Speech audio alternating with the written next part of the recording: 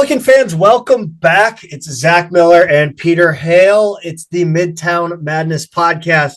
Before we get going, thank you all so much for listening. If you are watching on YouTube, don't forget to hit that like and subscribe button. Pete, we got a few new subscribers this week. Our subscriber count went up. The numbers are going up every week, and it's just fun. I think everybody wants to join in on the fun. And we thank you for listening to us and letting us be a part of your fun.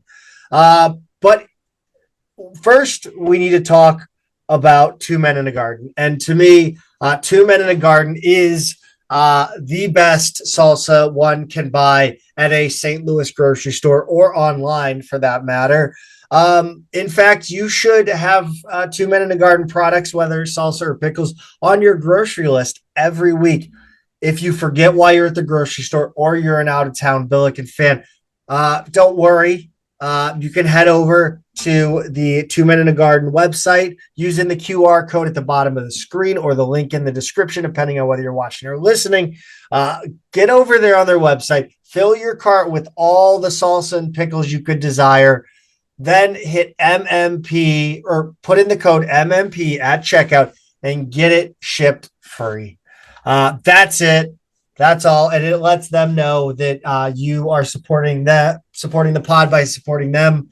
They are the St. Louis Salsa and Pickle Company. Visit them online at twomeningarden.com. Shop your favorite flavors and learn more about their Kitchen Hub STL. Follow them on social media at Two Men Salsa on Instagram and Twitter for the latest updates. Pete, we have a huge... not a huge episode. It's a big episode. It's a normal size episode, but with some really great interviews. First, we've got Scott Brand of the Go Rhody podcast. Then we talked with George Templeton of Rams Rewind podcast to preview VCU. But first, let's talk about the week that was in Billiken athletics. The good news here, Pete. Yeah, basketball went 1-for-1 this week, which is all we needed them to do in a Friday 10 road game, and I think they'll hang on to that ranking, Zach. The spring sports are all underway as well. Some very varying results, we'll say, and that leads into the bad, and that is women's basketball. The losing streak continues, and the most recent loss ended with a "what are we doing here" moment. Where essentially they threw away a win at Dayton. And we're going to talk a little bit about that.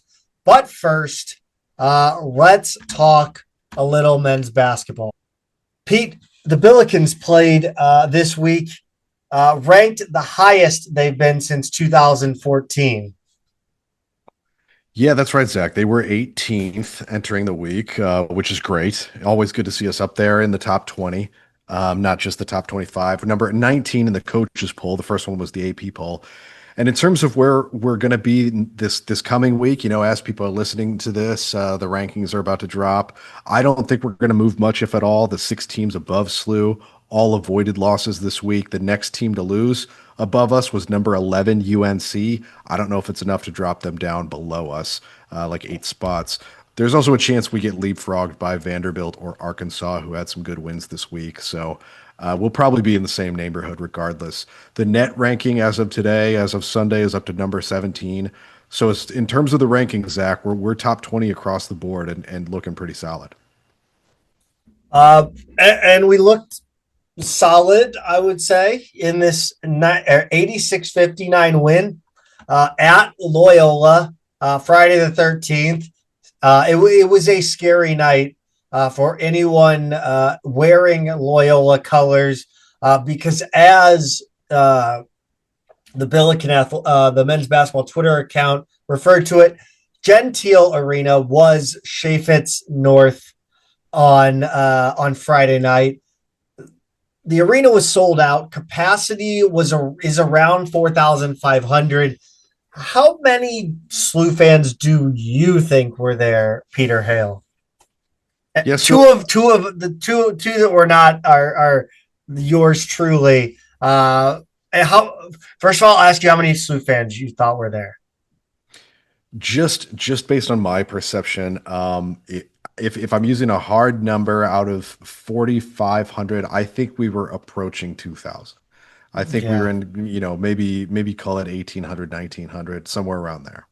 Yeah, it was hard to tell from the photos. Blue, I think, doesn't really do well to create a sort of sea atmosphere, which is kind of ironic because it's sea of blue.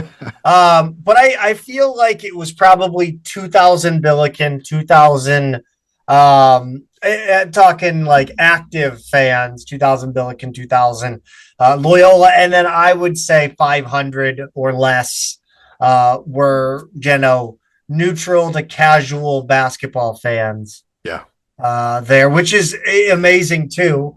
I guess that there would have been a big increase in casual fans, maybe just showing up to a Loyola game, especially when they're two and whatever they are, or I don't even know. We'll talk about it. But a couple of guys on Discord said it was 60% Billiken fans. If you exclude the student section again, Yeah, you got to I take the would students take, out. and I would take, I would take their word for it because obviously the photos didn't really do justice, in my opinion. I thought it was it was one of the best showings I've ever seen by a Billiken since I would say Memphis in the NCAA tournament from a Yeah. Billiken travel party. Yeah. That was a good one for sure. I had a couple friends in attendance. They thought it was about 35 to 40% overall, including students. So I think that puts it in the neighborhood of what you and I are guessing. I'm not sure what percentage the student section takes up, but I think the math is more or less right, with what the guy on Discord said too. Players said it felt like a home game though, Zach. So whatever the number was, it really worked. According to Stu Durando, Robbie Avila had 36 friends and family in attendance. Quentin Jones had 23 and Amari McCautry had 17. So it's good to have a few players who are from not too far from Chicago and able to, I mean, that's a pretty good chunk of the arena, 4,500 people, and you've got, the better part of 100 right there, just with those guys, friends and family. So it's great to be able to make that much noise in an opponent's arena. This first half, it followed a trend Yeah. of lackluster starts to games. However, it ended with an 8-0 run, and the Billikens led 39-29 at the break. I think this is just, I personally would apply it as evidence of the Billikens' ability to win by attrition. Yeah. Just what do you mean? Like the depth? Like The depth. we just keep showing up, right? Yes, just it's we get enough stops, and it's just the waves at which somebody's gonna start scoring at some point. Yeah. I think a lot of the strategy is mathematical. I don't think that's a crazy thing to say. So I think just based on sheer numbers, just volume of shots, averages of shots, as long as you get them decent shots, we are going to win eventually. We are going to pull away eventually. Yeah, I think that's right. And then you thought that Loyola actually also played pretty well in the half. Yeah, I thought their defense was really good. What was it? What was that 1-3-1? Did they pull that out? Was that another game? The high press. Yeah, no, I'm thinking of that was last thinking week. of LaSalle, yeah. Yeah. But yeah, I did think they played well on defense. Offense, I mean, not really. I thought the Billikens were great on defense anyway. I thought Loyola just forced us to miss layups that normally we don't miss. That was something a little bit different, I thought, in this game. And they created turnovers as a team that doesn't do that. So I thought they showed up in this one. Yeah, I think they clearly were another team that had a game plan and executed it for a while before SLU just became too much for them. The other thing is some sloppiness on SLU's end, right? Like Shirts cited a lot of early turnovers early in the game that they cleaned up, and then at the end of the game kind of came back a little bit. SLU missed a lot of point blank layups in the first half, that were kind of out of character. And Shirts actually called it as poor a first half as we've played, which is honestly really saying something, given their first half performances in recent games. They've been like we've said in the interviews, like they've been bad for the first half in 3 straight games and in a 4 of the past 6. So it's really, it's become a bit of a bug with this team to not get out to a great start. I would like to think that that's not going to happen against Loyola when we have them back at home in a couple of weeks. But when you get on the road, there's a little bit more variability there, and these kind of things can happen. The Billikens ended that half on a strong note. Carrying into the second half, they make it a kill shot by scoring first, which a 10-0 run. To have 2 kill shots in one game is about all you can ask for, and usually it is almost always going to be enough to win. And they had an 11-0 run later in that half, and it was a complete blowout from there. Yeah, 8-0 to finish that first half, right, to give us that 10-point margin after Loyola got to within 2. They score first in the second half, so there's your 10-0 run. And then that 11-0 run was, you're right, that was devastating. SLU led by as much as 31 before putting in freshmen and walk-ons. The freshmen actually got a little run with a few starters before the walk-ons came in, and then they implemented, the world's best high school zone. Yes. Shirts said it was like kind of the 17-minute mark, even though we scored first. It was a few minutes into the second half when the game really flipped. He obviously hated the first half and pretty much the beginning of the second half. But Zach, the outside shooting is something in this game. Even though he was not at all pleased with the first half, they still shot 7 of 16 in that half. They did it again in the second half, 14 of 32 for the game. And when those other things aren't going well, to have shots falling from outside is just such a difference maker for this team, and it shows up in almost every game. It's one of those things that they just feel relentless. Mm-hmm. It just like no matter how many times you think you're going to cover this team from 3, they're going to get away from you, and they're going to get a good shot off, and they can get their shot off from anywhere. And then it's, we're going to talk about it later, but look at what the emergence of what Swishon is doing, passing the ball. We're going to talk. I mean, going 14 to 32 it opens the back door for cutting, but it also has teams just chasing you around, and it's other players are going to get open, and it's not this. There's just it's overwhelming. It is overwhelming, and in addition to that perimeter shooting, the defense and rebounding, again, not for the whole 40 minutes, but we're pretty good in this game. Aside from that one hot stretch for Loyola in the first half where they made 5 threes in just a few minutes, I think SLU contested really well, which is what their defense is built around, right? Matt Rocchio pointed out that SLU had 7 steals and 7 blocks, 14 stocks, if you want to use the buzzword for it. For crying out loud. His word, not mine. Jimmy and Joe's. The first time since Bonaventure, 3rd time in conference play, they've had at least 14 of those combined. And Loyola finished with a slash line, 339 from the field overall, 263 from 3, and 500 from the free throw line, Zach. So the defense was clearly there, but I don't know, what Loyola's plan was after a while.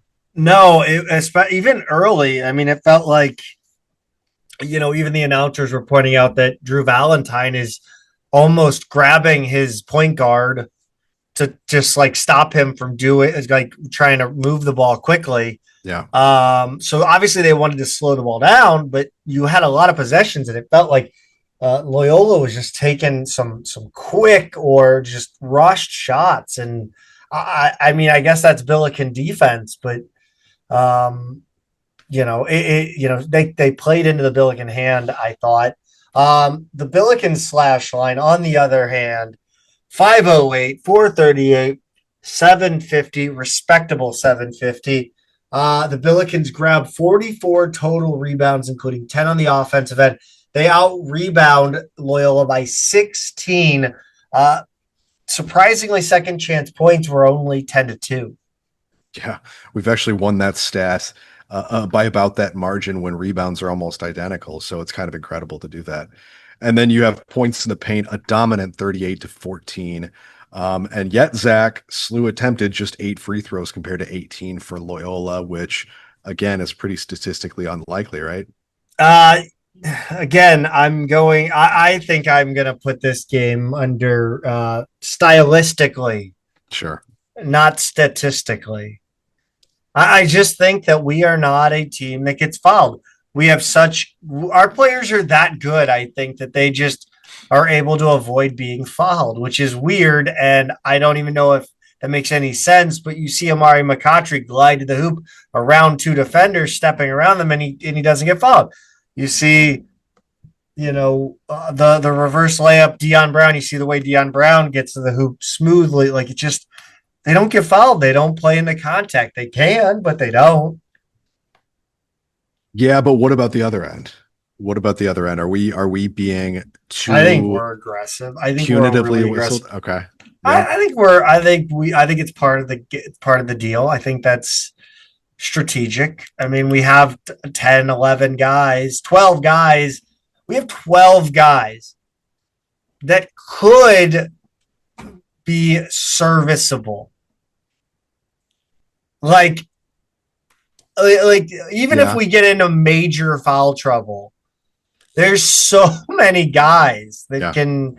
So I don't think it matters, man. Like I don't think I think it as far as foul trouble goes, I don't think it matters. I think obviously, getting the other team to the line is a problem, unless you're gonna shoot 50% from the free throw line.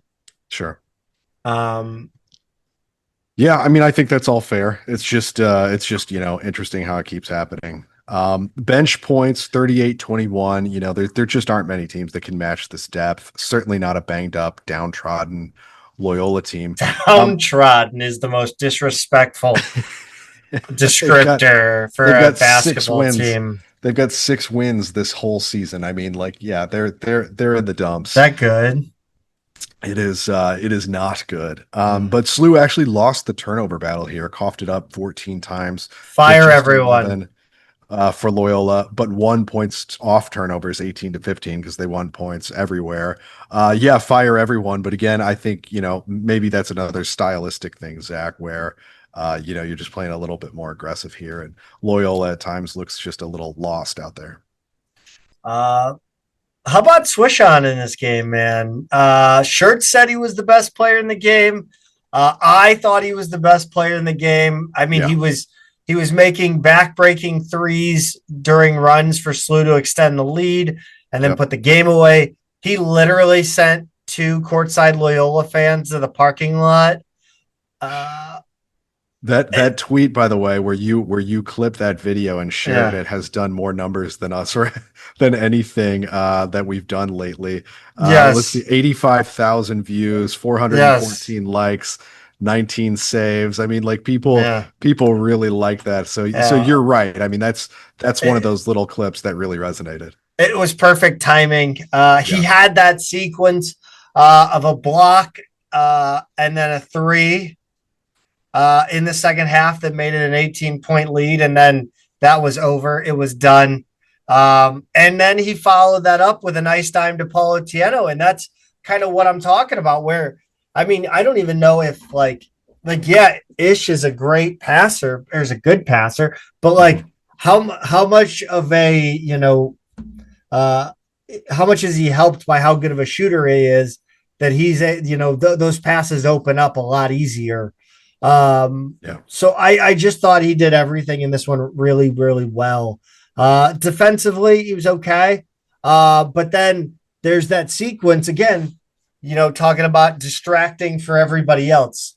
And, he's hunting that 3. It was Otieno and Sharma, and they were hunting that shot, and everyone dove at his positioning for the 3 attempt. He dumps it to Otieno, and 2 of the defenders collapse on Otieno, and then he dishes it to Deion Brown, right? I think that's right. I think that's right. But like, it's just, this Billiken offense with the amount of weapons they have, when they are on, they send defenses scrambling. And Ish was a prime example of that. I thought, give me his stat line in this one. 14 points, 5 of 8 overall from the field, 4 of 7 from 3, 2 rebounds, 5 assists is the one I put a circle around, a block, a steal, plus 26 in 21 minutes. Shirts wasn't wrong. This was a fantastic performance. And people are noticing that his passing has really hit another level. Trey Green had 14 points in this one, Pete. I thought he was good. Again, everybody was good. He was, yeah. Solid at both ends, 4 of 8 from 3, 6 rebounds for the shortest guy on the floor, 2 steals, plus 23 in 28 minutes. And it comes with a solid defensive effort, right? Getting it done at both ends. I like this game a lot from him. And it's a game where, not unlike the previous couple games, he's being hounded defensively. He's clearly drawing the toughest assignments now. He's that priority. So other guys are going to make you pay, but he managed to be more productive in this one than he was in the previous couple games. So really nice stuff. Shirts thought Quentin Jones was the second best player on the floor. Something I've noticed recently about Quentin Jones is that he gets at least one block a game that elicits an audible ooh from the crowd. Yeah, there's something about being a shot blocking guard, right? Like, because he's a long guard. He's got a really good frame, long arms, and everything. Can't teach that. But people just don't expect it, and yet here he is. What are we, 25 games into the season, and he's leading the team in blocks. Otieno is second, but Otieno's the guy who you think would be leading us in blocks, right? Obviously, Avila's not a shot blocker, and then you've got a lot of guards. So yeah, Quentin Jones is that guy, and there's no reason to think that he won't be the leading shot blocker by the end of the season, because he's racking up even more of them more recently than he did early on. Yeah, he's been tremendous lately, Pete. He's really been he and like Dion Brown are those like the real glue guys on this roster. Do whatever it takes to win games. He had that steal. That steal was on in the backcourt, wasn't it? That was that inbound. Yeah, I believe so. Yeah. Again, another play where again you're just kind of heads up, being in the right place at the right time, and it turns the game. He was plus 28 to lead the team in 24 minutes, 12 points, 6 rebounds, 3 assists. You already mentioned the blocks and steal. 2 of 3 from 3, which is crucial to be efficient there because he's not a big volume shooter. 5 of 8 overall. You're right. He's just been so good lately. Somebody put the numbers out there. It's really the last 4 games where you've seen his conference numbers really take a leap. So Quentin Jones has been excellent, and there was that period in conference where he was a little quiet there for a while, but not anymore. He's been fantastic. We got good McCautry in this game. He teamed up with Sharma in that big second half run that really put the game to bed. It was that thunderous. Rarely do you see a guard finish a thunderous dunk, a point guard. But he finished it like the Shaq logo. Yeah. You remember this cheap ass Walmart ass logo? It was Reebok, it wasn't necessarily. No. Well, when Reebok was like in Walmart exclusively. Maybe this was like the later iteration. But fine. I remember the early Shaq Magic Reebok days, Orlando Magic Reebok days, and it was similar. It was that logo, right, where it's a two-handed dunk, and he brings his huge legs and feet up and everything. And so Amari has those 2 back-to-back. I don't know if they were quite back-to-back, but 2 dunks during that sequence that made Rammer call game twice. Where he goes ball game. It was like 4.5 minutes, and then he did it again on the next possession or 2, and he goes, no, that's ball game. That's ball game. So he's doing. He's not sticking to his convictions, Rammer. Yeah. He did give us a little bit of a scare, Zach, when he went out at the 16:28 mark in the second half, had his leg worked on for a while before he checked back in, but then probably Just a gave flesh us wound. just a mere flesh wound. He probably gave us his best minutes after that. 11 points, 7 rebounds, 5 assists for a triple nickel, 2 steals, 20 minutes. 0 of 3 from three, but 5 of 10 from the field overall. And most importantly, Zach, 0 turnovers. It's that kind of game that shows, that stat in particular that shows you how locked in he was in this game. I had a whole transition planned out while you were talking, and I knew you were going to just launch right into the stat line. I don't know why I hyped myself up. My Sorry. guy, Dion Brown, um, he's such a good contrast against his opponent because they're so bad. Their season has been a disaster. They don't have the body language. And then Dion Brown is just hounding them and attacking them. And you got to be like, geez, like these players on Loyola have to be like, get off me, dude. I just want to get through this game. Yeah. Like, I just want to get through this game, get my NIL check, and go to class. Like, this, like, get off me, man. You guys are going to win by 25. Leave me alone. Yeah, he doesn't always put up the biggest numbers, 9 and 3 in 23 minutes. He hit his only 3-point attempt, which I love. He's not a volume shooter, so I want to see him take and make good shots. But you're absolutely right. I mean, how hard is that when Slew's in the midst of a run and you get the ball in bounds and you turn around and there's just a guy right there, Yeah. just right there, and it's just like it's just the extra level of resistance in the midst of a team, slowly building that lead on you. It's backbreaking stuff. He's I very did good. love that. Yeah, He's very good at slowing the opponent down. yeah, very much so. That you have to be aware, you have to think like Slew is not going to get beaten, on the break off a make.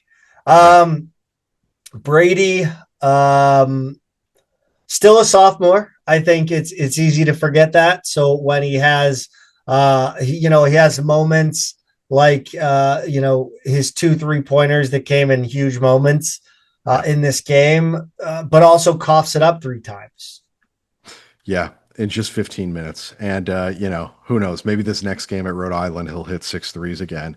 But look, I thought it was a good 15 minutes. Just want to see him, clean up those mistakes a little bit because 3 was the most on the team, or I think tied for most. But Kellen Thames, Zach, it kind of in this game, when we talked earlier about the missed layups, it feels like he left a little bit on the table, right? Like Yeah. this should have been a double-digit game for him. Yeah, I didn't really think much of him in this one. Didn't really, I don't know. He just wasn't great. 8 points, 4 rebounds, 2 assists, and a block. Again, I thought it was a completely out of character. You mentioned missing the point blank layups. Mhm. Just seemed like not his night. Not his No, I night. mean it wasn't a bad game, but I think the thing with him is I've just been waiting for that bounce back game, right? Like Mhm. he's had a few of these in a row that are just kind of a little bit lackluster for him.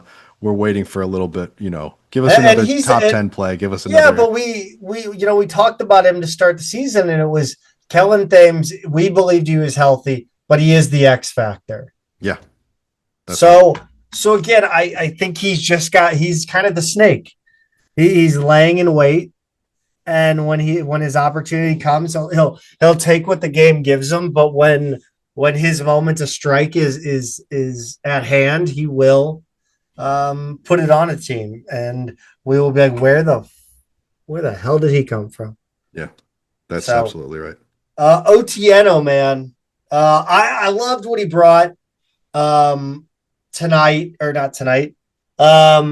I think this game showed that Slew can be just as good without Avila in the game. For those who still think that, those normies out there in TV land that think that Avila goes, or this team goes as Avila goes. I think Otieno is a capable backup, and I think you also like Jax Kerr is another guy that he showed really well Yeah. in his limited minutes. Yeah, for sure. Yeah. So Otieno, 7 and 4, 2 blocks in 15 minutes, plus 17, and really solid defense. I've heard a lot of people really compliment what he was doing there. And then yeah, Jax Kerr in limited play, not a big showing here, but he always shows you a little flash of something, right? But let's Yes. talk about the other big man, the big name that we haven't mentioned yet, Robbie Avila, 2 points in front of his family, 1 of 5 from the field, 0 of 4 from three. He still looks a little short on it to me. 6 rebounds, 6 assists, and a block, plus 15 in 27 minutes, but. He's kind of been cold ever since he was out with illness, right? I mean, is there anything anything more to it than that, you think? We just need to get him back home. I Yeah. think we need to get him back in Chaifetz and making threes in the arena, and he'll be back. I think. What do you think? I mean, is Player of the Year out of the out of the? I just don't like. I don't know who's going to be Player of the Year off this team. Somebody's got to be it.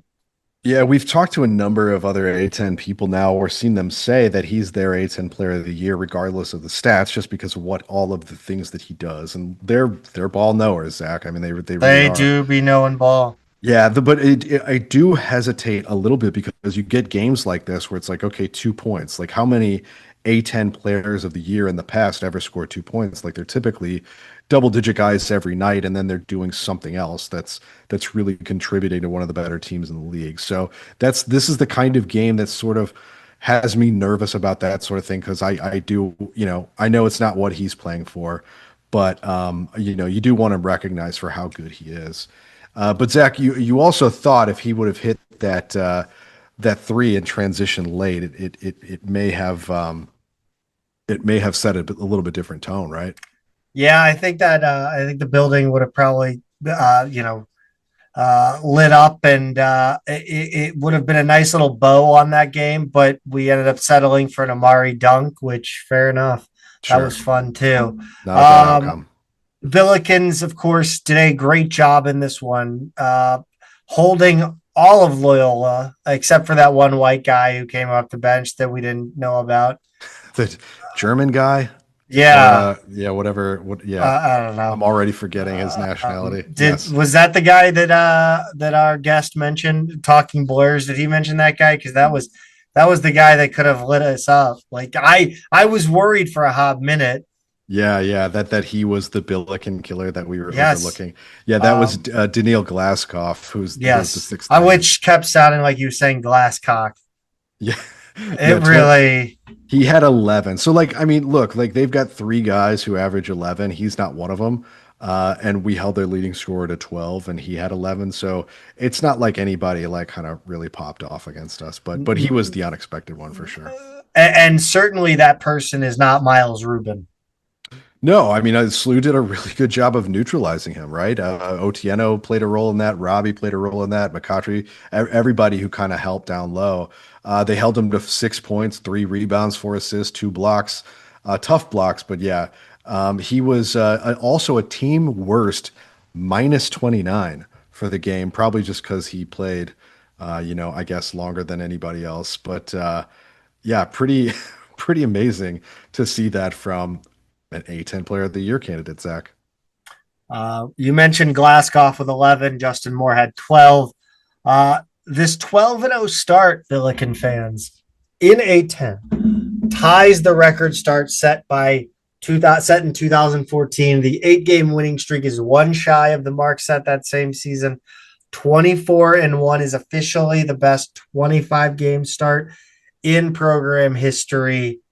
Yeah. This is crazy. This team is Yeah, so damn good. Did you I think they could be this good? I knew I had a feeling they were going to be really good and we talked a lot in the preseason obviously about some of the hype and everything. I wouldn't have thought 24-1 though. If you at 25 games, I don't think I would have thought that. I knew we would have been favored in most of these games, but you would have thought we'd have a few losses by now, right? And I really want on Tuesday for us to get to that 19 game win streak and tie Yeah. that record. I want to see this team resetting all of those Yes. team stats, right? That's what I want. Next up, they will take on Rhode Island in wherever the hell Rhode Island, Kingston, Tuesday the 17th. We are going to have an interview with Scott Brand, as we mentioned at the top. It's going to come after our A10, around the A10, presented by Two Men in a Garden, as well as a VCU preview for Friday the 20th. That'll be with George Templeton. So stick around after the A10. Wrap around. I don't know. Stick around. Billiken fans, we welcome in our first guest.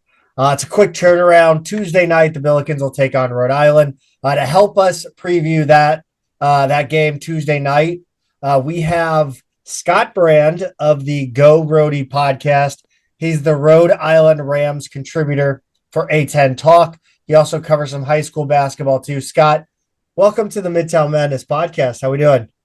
I'm doing great. I haven't done enough high school, but if they're good recruits, then I guess I do a lot of high school. But I do a lot of NBA too, believe it or not, and just themes and current themes and that are going on that are just human interest. But so just all basketball, basically. Yeah, and football. I did gymnastics, all kinds of stuff. Scott, I have a human interest question for you here. Yeah. What in God's name is the problem over at Providence? What's their malfunction? As far as the whole place, the people that go in and watch the game, just the whole place, everything about it. That was one of my podcasts I did. They were saying F for Mormons, and I had two of these guys that were very active. They both live in Florida, and they were sitting right next to the section. I offered to have the athletic director of PC on, but he didn't want to do that. He apologized. But there's just so much that happens in those games, and it's what happened. You know why Dan Hurley says after every press conference in Providence, says "Go Rhody." You think and he loves us. He really does. Yeah, he's giving us money.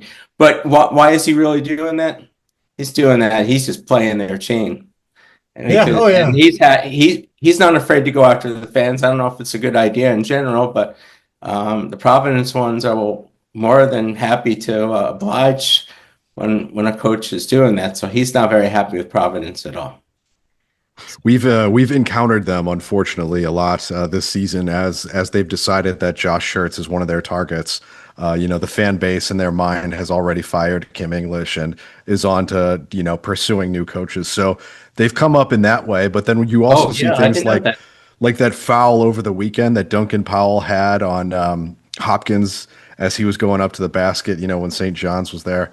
And as he was, ejected from the game, the crowd was cheering him on for what was a pretty cut and dry, horrible flagrant two that started a brawl. I have a theory on him. I don't think he was ever injured. I think he was an inmate at a prison. He certainly did nothing to dispel that rumor with his performance against St. John's. Yeah, no, we were going to do a piece earlier on about one guy was pro Kim English, one guy wasn't, and then he started getting a couple of wins here and there, but he is the opposite of Josh Schertz. Their reconstruction was deplorable this year. They have great players, but three really strong players, but they don't fit. Yeah, and they're missing so many parts. And you look at your team, it's like poetry. Yeah. Wouldn't it be great if they fire Kim English and hire Tony Skinn? Oh yeah. Tony was one of my guests too. That was one of my biggest guests and phenomenal guy. He's a better coach than English. We had beef with English. What was it where he was texting that he was like driving? And he was in Missouri. He was in the state of Missouri recruiting, and decided to start chirping back at us on Twitter. I didn't realize there was so much there. Not too much. We did offer a chance for him to come on the show, which I don't even remember. Did he say he would chop it up? Didn't he? I think he either. I think he hinted like he would, and then just Yeah. following That would be a great get. Yeah, it would have been fun. But hey, we've only got so much time with you, and we've spent a couple days now looking into Rhode Island. We haven't, met them head to head this season yet, and this is our only game. But we've kind of come to the conclusion that this might be the single most difficult team in the A10 to predict, and that honestly is saying something. That's what it seems like from where I'm sitting. But what does the season feel like in terms of the perspective of a Rams fan? Well, there was a point where he just did a 180. We had excellent talent last year, but they didn't play hard many times. They didn't play any defense in many cases. There was no perimeter defense, and he just recruited his own guys. And I have to say, these players have played hard, just like St. Louis, almost every possession. And there's always breakdowns and everything like that. So they do play super hard, and he has some more talent than a lot of people believe. I'm starting to think that Tyler Cochran, who was a great guy, he's on my show as well. He is the best player in the Atlantic 10 at this moment. If you look at his statistics and what he's doing, what doesn't this guy do? He does it all, and people didn't realize how well of a offensive player he is.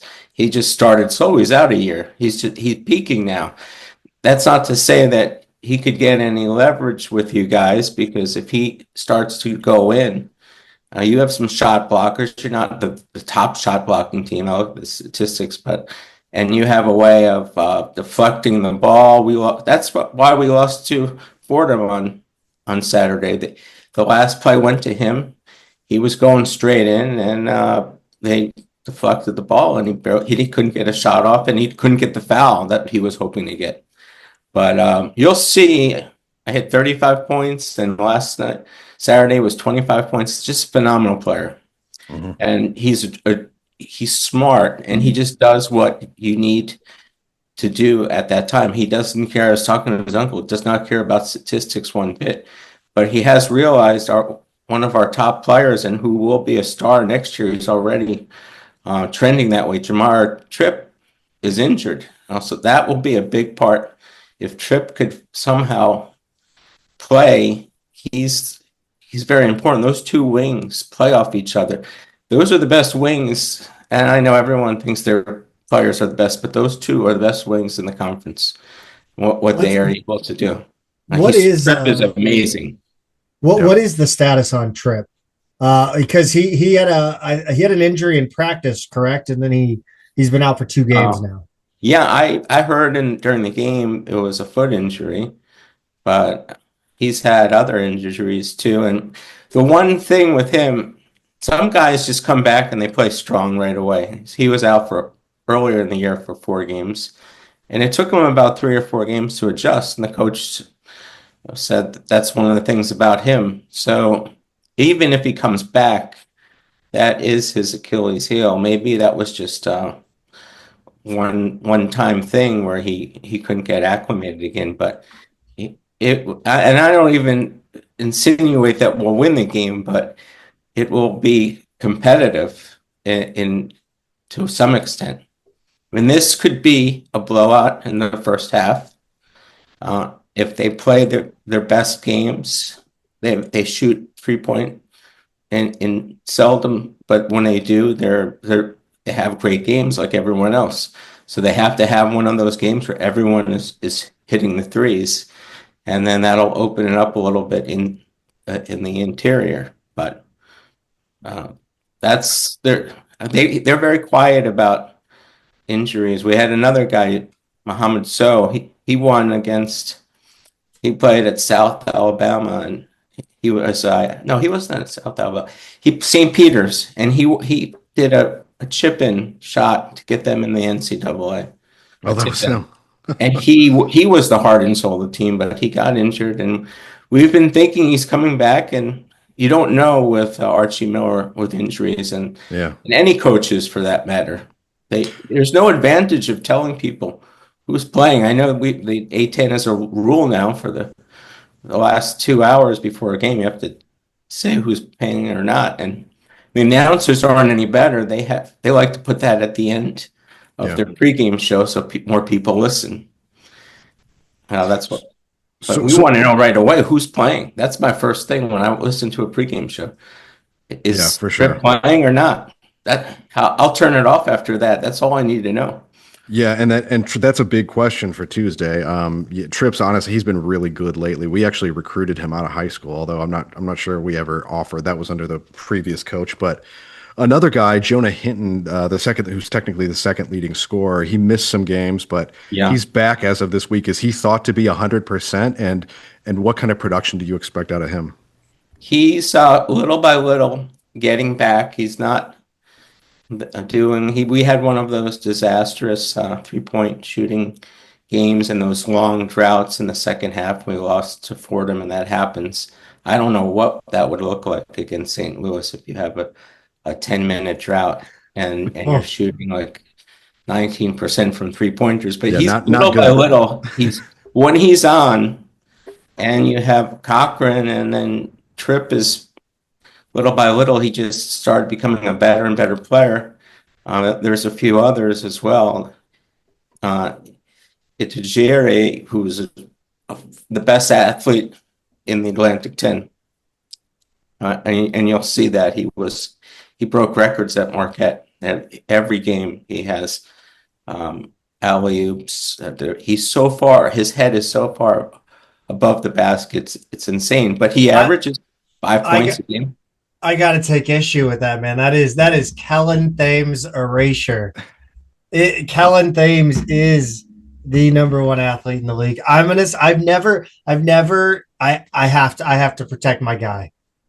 How well do you know Itajere? I know Kellen Thames enough. I've seen enough out of Kellen Thames to know that there is not a better basketball playing athlete in this league. Yeah. Well, it's his timing on block shots. He's one of the top 2 or 3 in there. And his leaping ability, I'm sure he is a bigger, higher jumper than Kellen Thames when it comes to those things. But it doesn't really matter when you're at that level. And but Archie Miller said he's the best athlete he's ever seen. And he's a phenomenal guy. So we have pieces that are surprising, but he's our center. He's 6'9". He's thin, he's strong, he's muscular, but he's not bulky. So how are we going to compete when we played against Fordham, who was a big team? That was one of our big problems. Yeah. Inside. And how did we do with George Washington with their center, who's playing phenomenal, that we couldn't stop him? So when we play against smaller teams, less athletic, I mean, the list of teams that we beat, we beat Yale by 9 when they were a quad 1, blew out Vermont, Temple, took McNeese State down to the wire, 2 points. We had that Davidson, we won by 25 points. Mason, Dayton, we only had 4 turnovers. So we'll talk about turnovers. Rhode Island's prone to turnovers. And we swept Richmond. And the first time we played them, they're a phenomenal shooting team. They didn't shoot well. So the second time we played them, they played like Richmond. Their 3-point shooting is great. So any time they could win games just on that. So we played the real deal with them. But right now, there is 0 pressure on Rhode Island, and that's a big advantage for them. But if you ask me the chances of Rhode Island winning the game, they'll have to play like Villanova played against Georgetown in the NCAA. That's how well. And it's some kind of 74% field goal percentage. Or just teams usually don't have 18-0 records in the Atlantic 10. So maybe this will be the game that St. Louis just had everything bad happens to them. And we've had halves like that. We tend to be a team that has a half where you think like, oh, this is a complete disaster. We've had in 4 of our last 6 games, honestly, the first half has been really poor. It's getting back-to-back halves like that. That is the trick with SLU, because there's generally a run in there somewhere. But I look at Rhode Island and I see a really guard-centric team, right? So you're talking about Itajire, and he's quite an athlete and he anchors down the middle. But what about the other depth in the front court? What else do they have there? Because I don't see a lot of depth there, especially with Snow out for the That's going to be a problem. Foul trouble is going to be a problem in itself right there, because Itajiri is our center. That's it. We had Mohamed So, but he's been out the whole year, so we have to put in 6'8" power forwards, or we have a guy from St. John's that is not. He's tough. He'll give you 5 fouls, but there's going to be some major pressure on the team, and I'm sure Shirts will know what to do with that, and look at the key players that he wants to target to get into foul trouble. But there's just so many things that Rhode Island has against them, and I think they'll be loose if they have one of those great games and they stay close the whole game. Maybe they have like a 5% chance of winning the game. Mm-hmm. And even then, I don't think that's what happens with St. Louis. Is near the end of games, they've had some close games. They make big plays. It's just one of those things. They're very athletic, and with their 3-point shooting, it's phenomenal. Yeah. So I think with Pete talking about how we're usually good for a bad first half. I think this team is this Billiken team. A lot of it is just we overwhelm them with anybody with our depth. Even if the Billikens have an awful game, there's still that depth that can pull it out in the end. So that's really where it's tough, and whether Rhode Island players can hold up for 40 minutes of just constant pressure defense in the half court, at least. We're looking at 2 programs that are really in completely opposite states of coaching tenures. The Billikens are in still in a honeymoon period in a lot of ways. Rhode Island has kind of stalled out and some would say had a bad couple years under Archie. Where does Archie stand right now in this job? And it doesn't seem like there's a lot of pressure online. Yeah. The fans, we have a forum, and they've been trying for 3 years to have him replaced. So it started maybe 3 years ago. And just starting this season, it wasn't a recruiting grab that you would think was that impressive. We already knew that we didn't have a true center.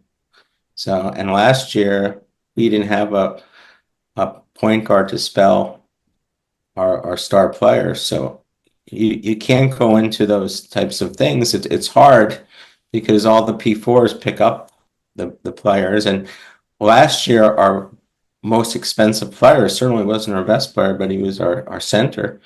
And we got him last, and I don't know exactly how much we paid him, but they're in high demand. But I see teams all around the Atlantic 10, they're managing to find serviceable centers, and a lot of them have to go to Europe or overseas and other places. So it can be done.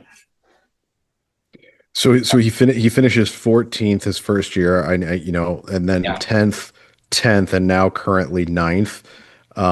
Do you see does he get one more year after this?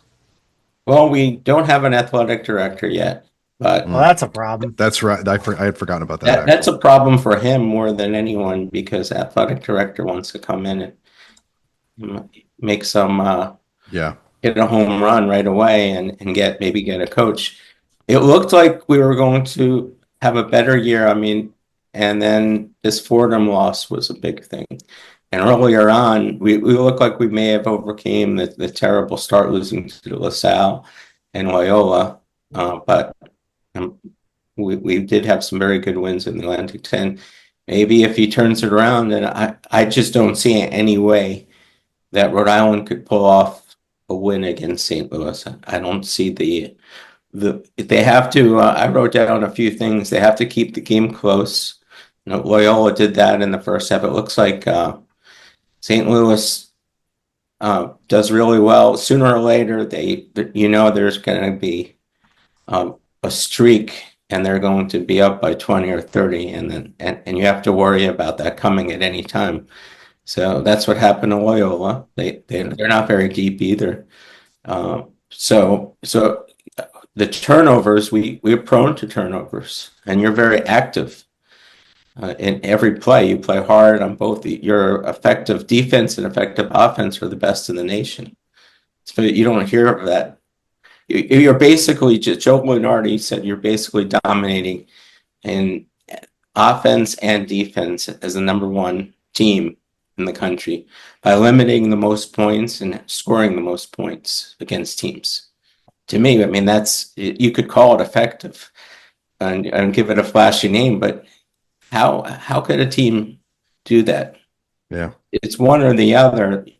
You could play serviceable defense at times and then run and score more than others. We've won that way. Or you can just have a phenomenal lockdown defense and you can win a lot of games. But I mean, what you guys are doing, the 23-point margin is higher than the Dukes. Did you watch the Loyola game?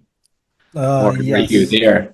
They had a statistic of the teams that were the margin of all these great programs, and they weren't even at 23%. 23% margin is just, it's crazy. But and these are all the same. You could put on the next game and have another host. They have to slow down the pace of the game. They're not a running team. They thought they could be. They have to move the ball and find a way to make your team rush. Put some sense of urgency. You guys are so confident out there, and you play off each other. And I don't see any time where it looks like don't know you're going to win the game the way you're playing. I haven't seen every game, but that's just my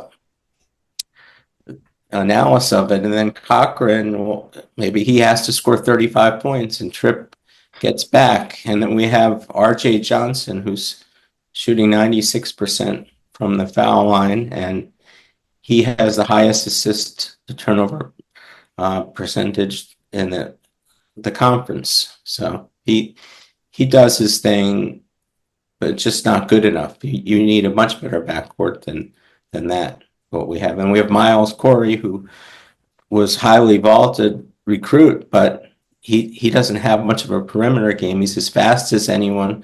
I have to be careful saying he's the fastest guy in the Atlantic 10, but it could only go so far if you can't get to the it's not easy to go through players unless it's a turnover or he gets a rebound and you guys are backtracking and he could get through. But you need both your perimeter game and what he does. He's a great finisher, for that matter. But I saw a little smirk there when I said he's the fastest guy in the. Who's your fastest guy? Oh man, I don't know if I have one. I haven't seen anybody. Deion Brown. Deion Brown's maybe he might be the quickest. The way I described it to Zach earlier this season is he seems like a guy who's always if you play video games, he's always got the turbo button on. Like sometimes it means he turns it over too much. He'll get caught in the air without knowing what he's going to do yet. But he's always playing all the way up at 10 on every play. Yeah. Getting caught is our specialty. Yeah. We commit ourselves and we don't have any option. And we had 4 possessions against Dayton where we couldn't get the ball past half court line in time. That's just crazy. And I mean, Dayton's got that press, but that's still, you don't want that to happen more than once or twice. The announcer never saw that before. Right. And they were watching that game. That was the first time we lost to them. Who's a guy we are always scared perennially of the nobody on the team, at least from our perspective, the nobody on the other team that's going to have some magical night. That's a good question. Who is that on Rhody? The guy that you haven't maybe mentioned yet, but has a chance to maybe come off the bench and score 40. Well, we recruited a guy, Alex Crawford, from Fresno State. He was supposed to be the guy. He was starting over Tripp. We couldn't understand how he was, but he hasn't played very well this season. But the games that he did play well, he was lights out from the 3-point. He has great footwork, and he could score inside. But so it could be him if he starts to hit the threes like that, because once he starts hitting them, and Cochran was always over 30, and now he's hitting the 3-pointers. He hits them when you really need him. He doesn't feel pressure. He's got spin, so when he goes through the defense and he pops the ball up off the backboard, it always goes in. Unless someone blocks it, he'll be a lot of fun to watch. Wait, does he shoot for the backboard? When you say shoot for the back? You said the ball when it comes off the backboard. I was thinking that he was one of those shooters, those rare shooters that aims for the backboard. No, it's just once he gets in and he's able to get the ball off without getting blocked. Okay, He's not that close to the basket, but the spin it always goes in, and we've been seeing so many players that are missing the easiest shots this year. I think we've done much better at Itajiri is playing really well. The coach had him move back a little more instead of just hanging out, getting alley-oops, and now he's about 5 feet out where he's scoring. He's doing well. The foul line, he's at 66%, but he seems to make very big foul shots. I don't think 66 is that bad. And they always get on him. When I see him shooting a lot, I don't feel like he's going to miss the ball. Now, when Alex Crawford shoots foul shots, he was a fine foul shooter last year. I don't know how he became a 40% foul shooter this year. Yeah, Hassan French number right there. So if Crawford's your pick of the guy who could have a sneaky good game, then we know the strategy is just put him on the line. And then RJ Johnson is another guy who last year he shot 38% from 3-point, but he's shooting very poorly from both. But he has this, he's only like 6'1". He has this shot where he fades away from like 8 feet, and he was deadly. That's how we beat Richmond the first time. He hit it at the buzzer. He's been missing those shots. So if he starts doing that, if he finds a way to create foul shots, he won't miss. At 94, he hit his first 29 foul shots this season. Yeah. So he could do something too. We have some freshmen that are playing well, and sometimes one is shooting in the 30s, 3-point. So that's what really has to happen. And we've had games like that against Yale and other teams where we just didn't miss. But so we need that. There's less pressure on us, but that still doesn't negate the problem of what you guys do. And if we're turnover prone and you guys are contesting every shot, and we're not defense wise, we're limited with size, and you're all over the place. And I don't know, there's always someone that's just gets away from the defense and has an easy shot. So what's your, if you're forced to come up with a score prediction for this game, what's your call? Hold on. So I was gonna say, Scott, go ahead and let our listeners know before you give us where we can find your work, where they can follow you on social media, and then give us the prediction. All right. Okay. Well, I have the Go Rhody podcast on YouTube. I have other things in social media as well, but that's my big thing. And you'll be interested to see that my last piece that went out yesterday was 2025-26 Billiken team against Dayton's 2019-2020 team. It's doing very well. I think there's a little boycott on the Dayton side from watching. I'm gonna drop it in your forum, but I'm proud of that and I hope we do more of those. There's so many great teams and that have played against each other. But so that's where you could find me. It's called the Go Rhody Podcast. I'll put my in the comments section. I'll put a link to it so your fans could see that. Thank you for that shameless plug for me. Now you want to score. Yeah. But before we do that, where can they follow you on social media? Your handle. Oh yeah, for Twitter, I'm at my name Scott Brand, and then their Facebook is URI Getting Started, and Instagram is Go Rhody Podcast. On TikTok as well, with Go Rhody Podcast. So a little bit of a mixture there, but thank you for that too. And a final score for the game. What do you think? I'm thinking like 95-74. I think teams score more against your teams because of the pace of the game, possibly. So we might have some more opportunities offensively, but if we create a lot of turnovers, it could be a really bad game. Yeah. I'm thinking that, but there's a slight, like I told you, I gave you a bunch of things. There's a slight pathway to winning, and their biggest advantage is, like you have with every team, you have a bullseye on your back against every team, and it's hard. That's true. You're right now, you're the story. And for mid-majors, Miami of Ohio is a nice story, and there's other teams. I don't remember the last time there was a team ranked above Gonzaga in a mid-major polls. Yeah. I didn't think that could ever happen. So this is a very special team. Yeah. Well, what's that? I say you and me both. It's shocking every time. Like even seeing our name in like Final Four predictions is ridiculous. Like there was a Barstool personality that put us, and I was just like, I don't know what to do with this. This is crazy for me. I didn't think I would see it in my lifetime, to be honest with you. A team that was this highly thought of nationally. I mean, even the 11, 12, 13, 14 teams were thought of nationally, but this one is kind of, it adds in the virality of our current, internet culture, sports culture. So pretty crazy.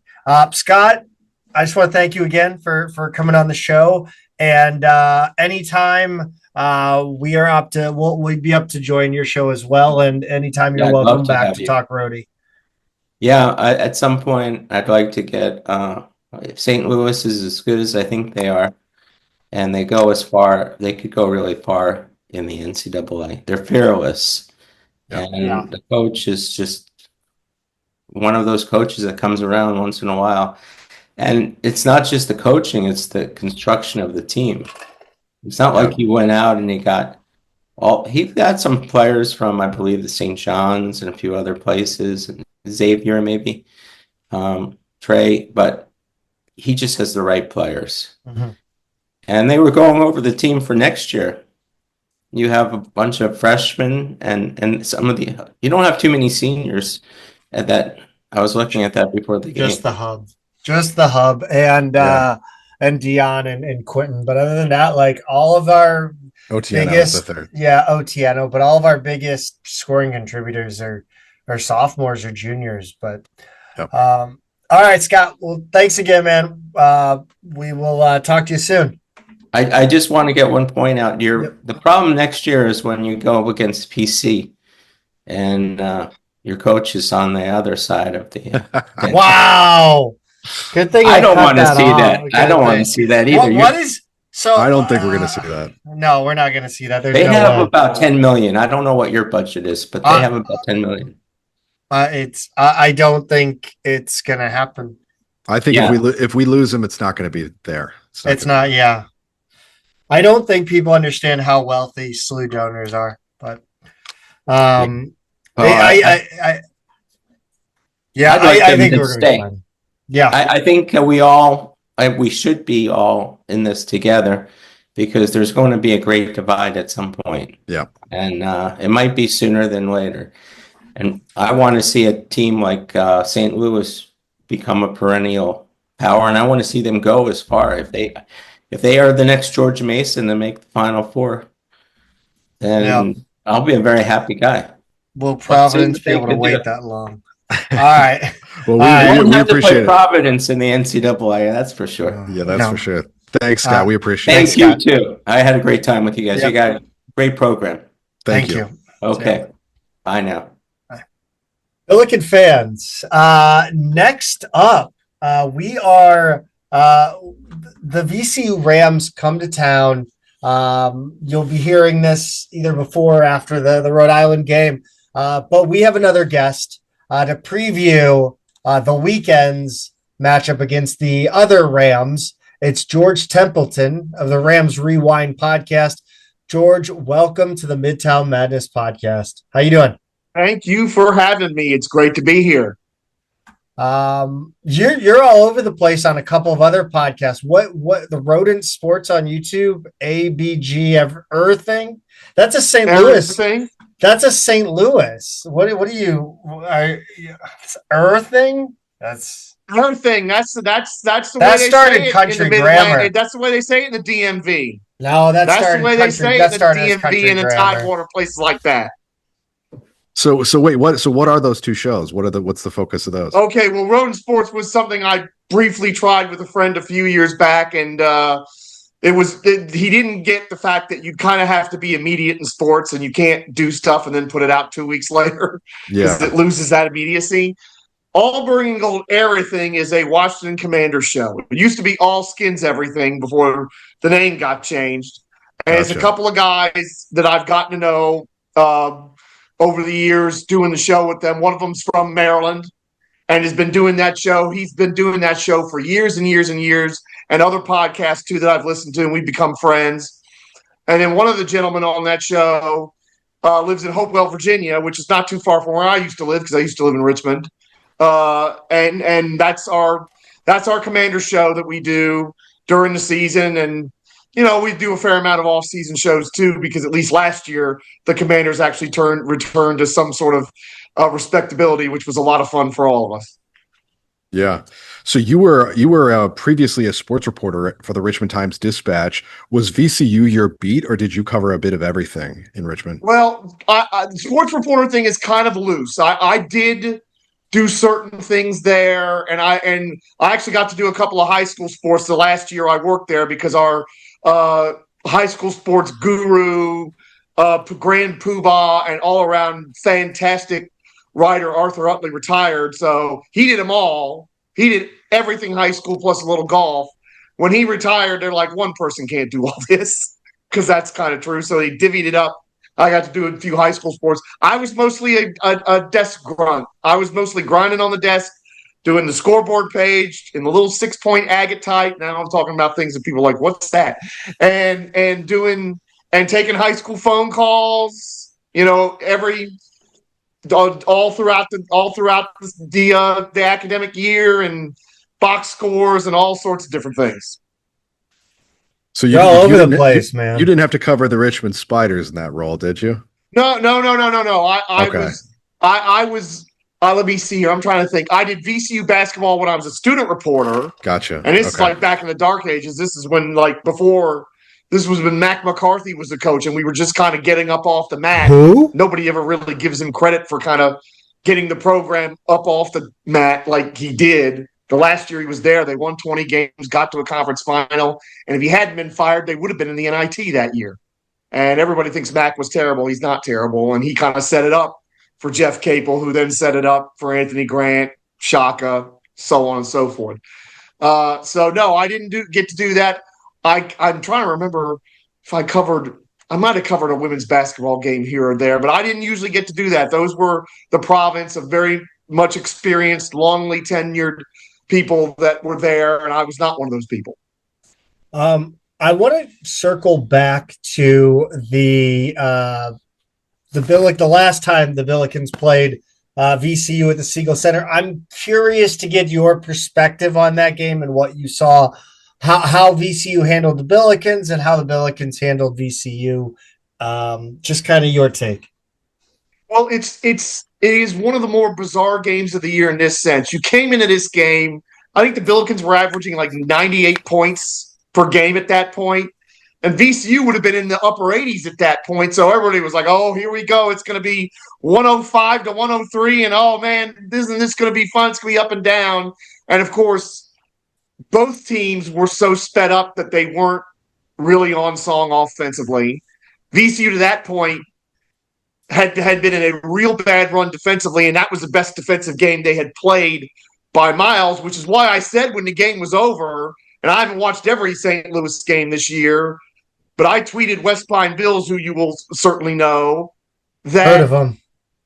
That's probably the worst game St. Louis had played that I saw this year, except for the first half against New Hampshire, where you guys were definitely kind of tired and kind of ready for the break and all that, and that first half was not very good. But it's like I watched your Stanford game because I was actually recording a podcast that night, so I was watching it, and you were pretty good in that game, and of course got screwed at the end. We don't have to talk about that because believe me, I was almost as upset about it as you were, to be perfectly honest. So I was stunned at the fact that St. Louis probably played the worst game they played all year, or one of the worst games they played all year, and yet they controlled the game for 35, 36 minutes because quite literally VCU didn't understand that they had to slow this game down. And when they finally did, that's when they had the big run to take the lead. Right. But credit to St. Louis, and this is one of those things that's bothered me about VCU all the year. You just don't always get the focus you need out of this team. And they get the big three to take the lead, and what happens? They don't get back on transition defense, which has been a big problem for them all year. And they don't get out on a McCautry, who, even though he's not a great three-point shooter on the scouting report at the time, he had been terrible up until then. So it's a funny juxtaposition to watch two teams that are 95, 100-point scoring teams, and you have the play of the game in a game that it's like 22 to 20, whatever, I don't know, is a 3-point shot by a guy who had been up until that point an absolutely brutal 3-point shooter this year. Just a strange game all the way around from our perspective. It was, but here's my issue. Not getting back on defense, and it's like when you get to 2 minutes to go and it's a 1-point game, stuff the scouting report. Yeah. Get out on the shooter. And it was one of those classic, because I think it was Djokovic, and he's famous for this. He'll get his long arm out there, and it looks like he's really contesting the shot, but it's one of those situations where you think you're there, but you're not really there. Because if your arm is up like this, it's not really in the guy's face when he's actually shooting the shot, when he's getting to the top of his jump and shooting it, or getting close to the top of his jump and shooting it. And that was infuriating. I mean, if VCU had won that night, it would have been highway robbery. I mean, we're talking Ned Kelly, Bonnie and Clyde, whatever. It doesn't matter. It would have been absolute thievery because Don Deckinger. Yeah, the Royals, 82. Yeah, well, yeah, it would have been that. It would have been right up there with any great robbery you want to think of. It would have been right up there because St. Louis didn't play well, but they played the game at their pace. They dictated to VCU almost the entire night. Again, I argued at halftime that St. Louis should have buried VCU, and they should. And if I was a Billikens fan, the one frustrating thing about that game was we let this team hang around and shouldn't have. And really, and it's one of the only times I've seen that happen from St. Louis this year, where they got up on somebody with a working margin and then let them back in it. Maybe there were other times that I've missed, but at least in the games I've watched, I haven't seen that from the Billikens. It happened there. But what shows you how good they are is that you trying to think, has that happened since? Have you had a game since like that where you were up double digits and then let the other team back in it? Because I haven't seen it, but maybe you have. It's I think Duquesne would be the most obvious example. Duquesne was one that almost got away from us, that looked like we were going to run away with. So I think that would have been the worst. But typically, what happens is we just get out to a really slow start, right? Like like we just said to our previous guest, in 4 of our last 6 games, we've had a poor first half. And it's been actually the last 3 games it's happened. So we're trying to trying to string together 2 good halves.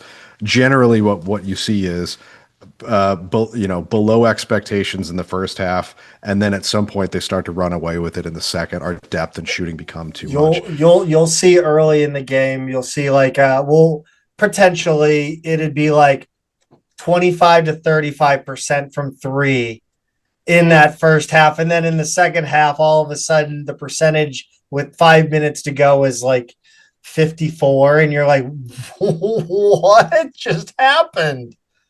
Mm-hmm. Well, and we've had it be the other way. We had against Richmond a fantastic first half and had a 23-point lead at 90 seconds into the second half. And it got down to 2, and Richmond had the ball with a chance to tie with 5.5 minutes to go. Yeah. We had a great first half against, I think it was LaSalle. Yeah, we had a great first half with LaSalle, and I think we're up as much as 15 or 16, and that melted down to about 2 or 3. Fordham, 17-point lead, about 4 or 5 minutes into the second half, and that was a nail-biter at the end. So you talk about stringing 2 halves together, that's been your recent problem. It's not just been our recent problem. It's been kind of an issue the whole year, to the point where, some people have said, at least until the Dayton game, that it's like, well, we're just going to have to live with 4 to 8 minutes. This team's not going to be locked in, which is crazy, especially this time of year. You can't do that. But nevertheless, you guys have managed to string 9 wins in a row together. And so despite that flaw, despite some of these kind of games that are maybe a little closer than they should be, what are the things that have gone right to lead to that win streak? Well, recently they've actually started to play some defense. Because it was funny. In the first 9 games of the season, in Torvik, they were almost a top 30 defense. In the next 9 games of the season, they were in the 250s. And at one point in that stretch, they were in the 320s. I mean, it was bad, some of these games they were playing, and the efforts were not there. And even our coach, Phil Martelli, Dr. John Giannini was talking about during the Loyola game. I don't know if some of my guys are as committed on that end of the floor as they should be, which in one of my podcasts caused me to actually hit the roof, because to me that's like, well, then you need to sit some of those people down a little bit more until they get committed. Well, since that game, this is 4 games now, they have been committed, way more committed on the defensive end. And you could even argue that the Loyola game, they kind of got there because they were down 15 in that game. It was 24-9. And then they really played well after that. I think it was 24-9 at like the under 8 or the under 12 in the first half. So they only gave up 50 points the rest of the game. That's not too bad. So defensively, they've been better.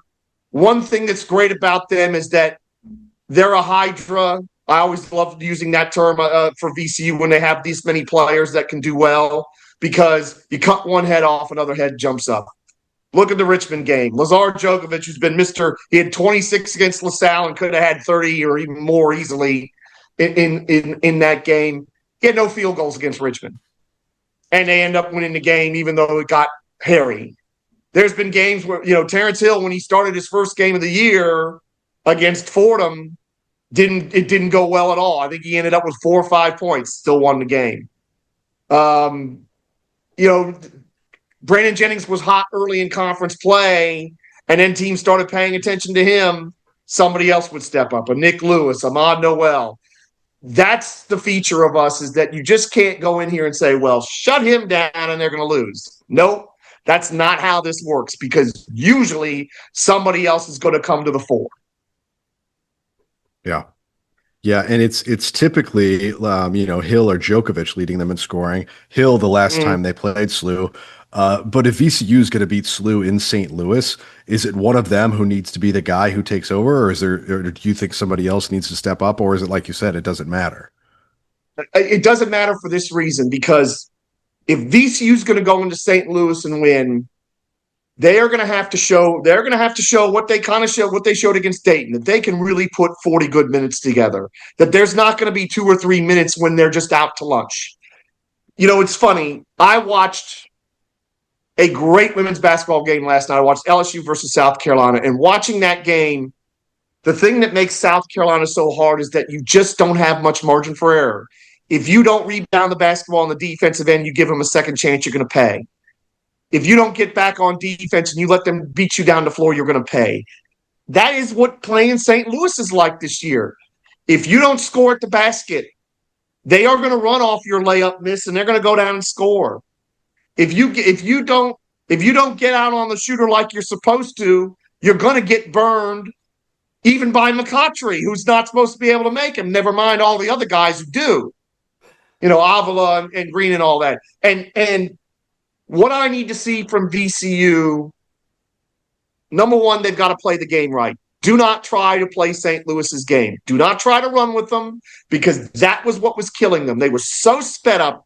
And granted, St. Louis played great defense, so I don't want to minimize how well the good things St. Louis did in that game, even if I didn't think they played well or played up nearly up to what they're capable of in that first game. They still won. Don't try to play their game. Don't try to run with them, because when the VCU was sped up, you look at all those misses in the paint that they had.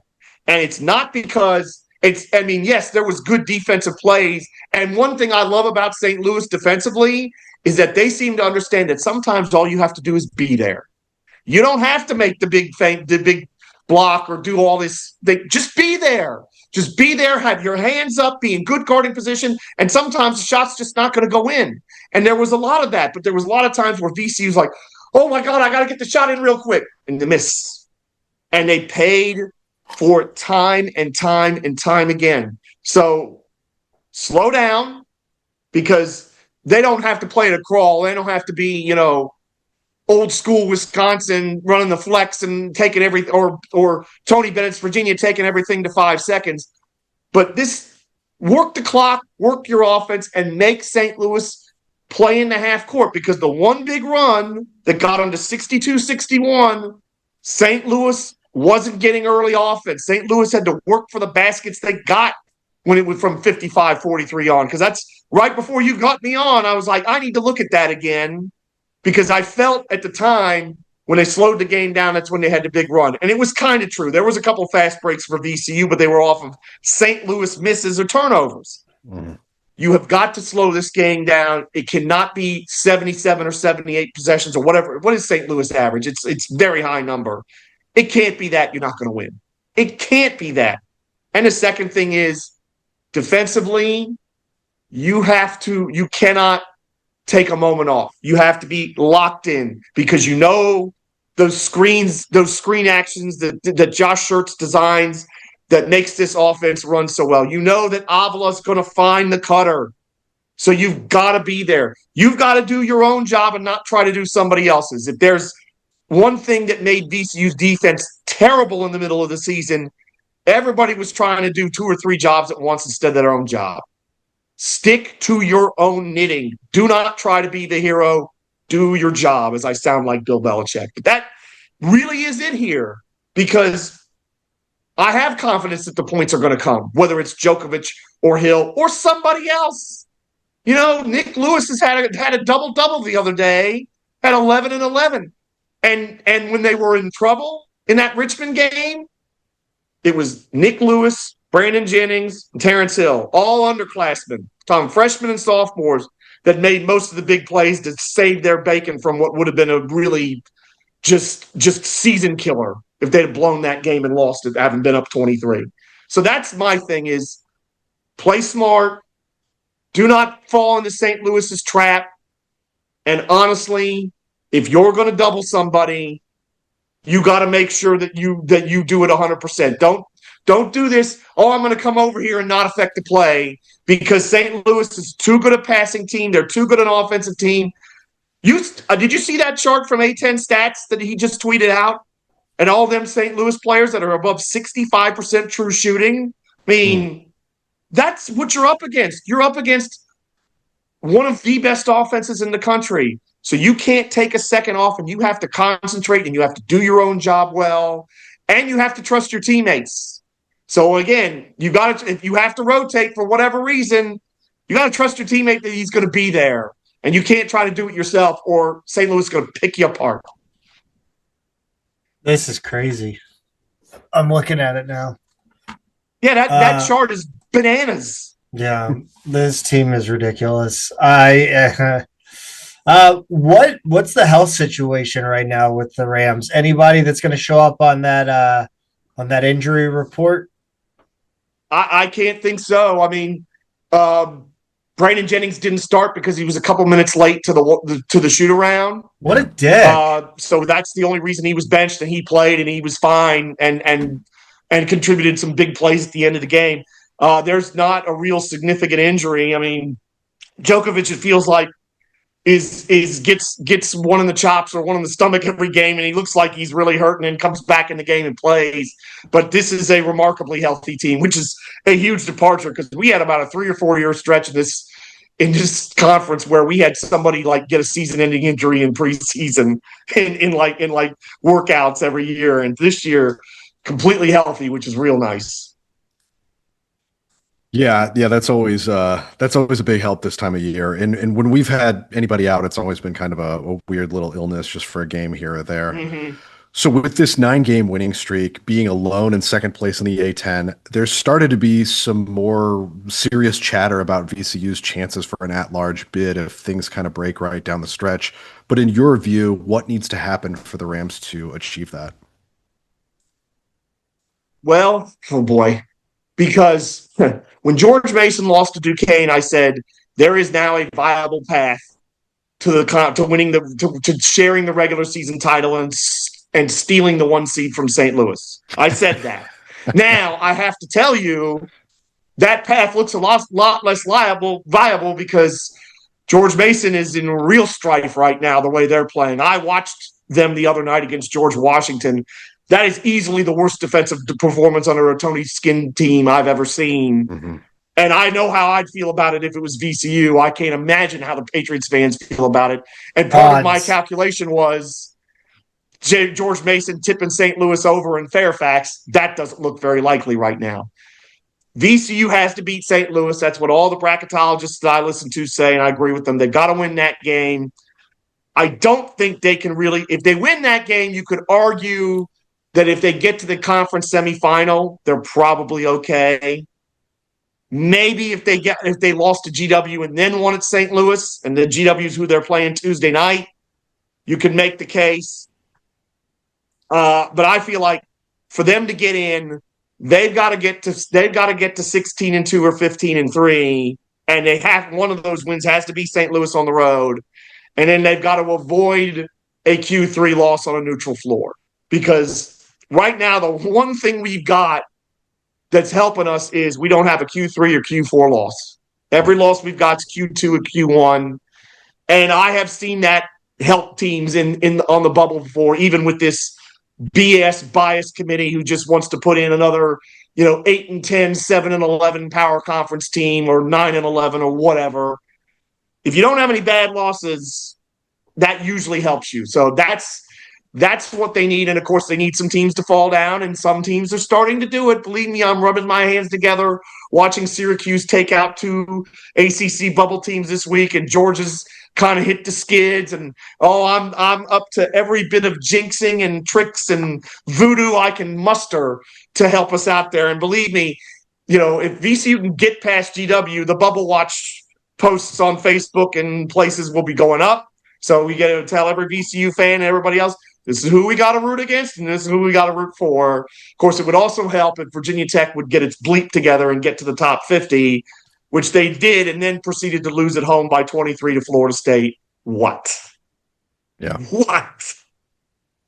And people say the A10 sucks. I love the A10. I hate that we're in the A10, but I love the A10. It is it's nonstop. It's USA. It should be permanently on the USA Network because we know drama.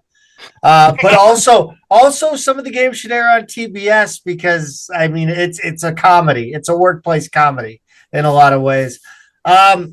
What do you get? What's going to happen to Saturday? Is it Saturday or Friday? I don't know. Friday night. It's I Friday. wish it was. Friday I wish it was night. Saturday because then I would not have to worry about work causing me problems. Friday night. First of all, where can our listeners find your work and follow you on social media? And then after you do that, give us a prediction for this one. Okay. You can follow me, and you can follow me personally, George Templeton, at Temp the Rat on Twitter. You can follow Rams Rewind at VCU Rams Rewind on Twitter. Rams Rewind is all your fine podcast platforms as I try to get that out. Apple, Podbean, Spotify, whatever, you can find us. You can definitely find us. Now, you can't say something about you love being in the A10 without letting me ask you this question because I'm in the same boat. Well, as you. Now I asked you a question. You're going to answer my question the way I want it answered. Sorry, go on. I had to do So that. I I'm in the could same not boat help as myself, you. Pete. I'm sorry. Go I whatever you wanted got to do. When we were in the Colonial, when it was called the Colonial, it was great. But when we had to get out, we had to get out. The A10 was the best place to jump to. Yep. We were happy to be there. Mm-hmm. Even though in the early days we couldn't solve St. Louis because of the great Jordair jet. And I could go 20 minutes about his greatness. I could go 20 minutes. Go about his ahead. greatness. Just let me get could some because- Lubriderm. Anyway, I'm in the same boat as you. In a perfect world, we would have stayed in the Colonial the way it was until football started screwing everything up, and it would have been great. And it was a multi-bid league a couple times. We had all our big rivals there. It was wonderful. But I love being in the A10. And honestly, I want this conference to be good. So I want to make this point for everybody right here. There are people out there who are doing it because it's a natural thing to talk about. But some of you people, and I know some of you people out there that do this, let's get Josh Schertz out of St. Louis because we don't want St. Louis being too good. That's balderdash. It's terrible. I hope Josh Schertz stays there forever. You know why? Because we need this conference to be uplifted. We need this conference to be better than this. If we're back to a 3 and a 4 bid league, we're all going to eat well. We're all going to have that rising tide lifting all the boats. And it was tough to leave and come here, but I'd rather be here than a lot of other places. This is one of the only conferences in the country that values basketball first, which is why I want to be here. Yeah. College football is ruining everything else, but it doesn't need to ruin this. And I want to say that. Now, you want me to do the prediction? Up. Yeah. Well, was there a question? Well, that was a rousing speech there. That was fantastic. We are very much on the same page with you and all of that. Yes, except that we're also haters of the highest order. So well, not a VCU though. It's like we get frustrated with a lot of the other ones who just they feel like they're not carrying their weight. You know what I mean? And to be fair, you've had a lot of good times against us. I will always have Ace Baldwin going for 45 at St. Louis. I will always have that. Okay. But you know what, Joel? I know I've gone too long, but I got to tell we this won story. The fight? Well, no, I'm not. No, that's not even that. We need to talk about that before you go. End of the season in 2022. VCU's playing at St. Louis, and everything. And this is one of those rare Saturdays I got off because I was driving the old blue van in those days, and so getting a Saturday off was very rare. I got it. And Dayton had beaten Davidson, so VCU was going to St. Louis with a chance to win a share of the conference title, get the number 1 seed, just as I evilly had foreseen it like I was Emperor Palpatine. Was so excited. Something made me have to run errands, and I was late getting home, so I'm listening to the game, VCU St. Louis, and they're like, oh, it's senior day. St. Louis is starting all their seniors, and here's this walk-on guy that's starting. Isn't that great? And the walk-on guy comes down and hits a 3. And I was the literal Ralphie Wiggum going, I'm in danger. And you guys dropped a safe on us in the first half. And we got up 28. And Vince Williams almost brought them back. Got it down to like 1 or 2. And you beat us at the end of the game. It was the end of the 22 season. I'd love to know because I couldn't. I'm on it. I mean, I could get you his phone number probably. Because I I'll never forget that. I'm listening to the game in the car, hurrying back to my place because I'm like, I can't wait to watch this game. And that three Jack? goes in, and you just knew. Was it Jack? No, it was Brandon Courtney. Oh, okay. Yeah, that's right. Yeah, you just destroyed us. I think it was 22 at halftime that you were up, something crazy like that, and it got up to 28 at one point. Yeah, and then Vince Williams went wild in the second half, and we got it down to 2, and ended up losing. But that's my St. Louis story. So, we have a few, but you really dominated us in the early days because you had Jordan Jet, and we just couldn't do nothing with him. Even though we had great guards and great defenders, Jordan Jet, the power guard that he's the thick point guard who's just way faster than you thought, and was just an amazing player, and we could not do anything with him. We have a kinship, though. I mean, thinking about our relationship here, it goes back to the CBI. That's right. Yeah. That's right. Oh, my God. That series, and then you guys, it was not long after How could you forget us, George? Joined the A10. I mean, there's so many things that disappear in the winds of time, and it's like I remember them winning the CBI in 2010. That was Shaka's first year, but I couldn't have told you any of the teams they played. Honestly, that's right. So which conference were you in then? Were you in the A10 by then? We joined the A10 in 05, 06, I believe. Was the season. Wow. I thought it was later than that. That shows presented by Aeropostale. Yeah. Yeah, we were and we were still in the Colonial then. Yeah. So we joined with Charlotte when Conference USA blew up. That's right. Yeah, we came out of Conference USA. Conference USA, which today has 0 teams that it had when we were in it. Conference USA, which is the island of misfit toys. It is. It is a weird. What was your reaction of speaking of long sordid histories, the fight last year? How was that for you?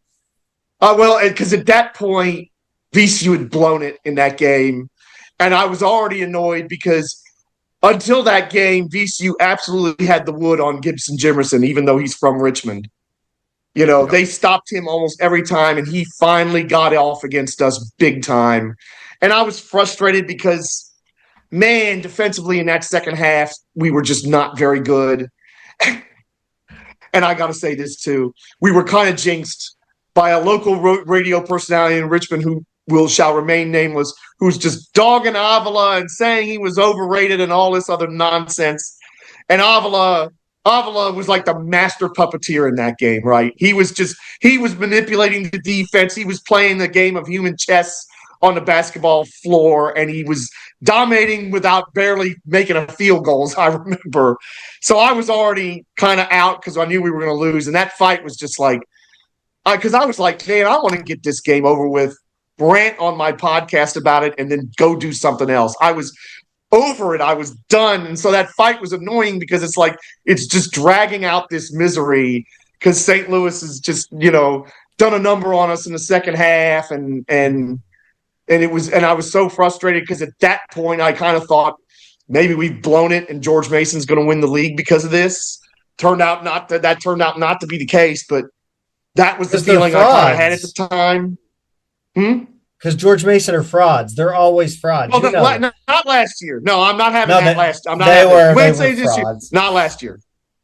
Not having. Not having. All right. Because they played a good conference schedule last year and they were tough. I'll consider your opinion. So then we gotta circle back to what's your game prediction before we let you go. Oh, for the pick for Friday. The pick for the game. Yeah. I have to sound like a homer because I'm the one who dreamed up this scenario of VCU wins out, Mason upsets the Billikens at the end of the season. They both end up 16-2, and VCU steals the number 1 seed, which nobody would see coming except me. So I gotta think that we've learned from the first game.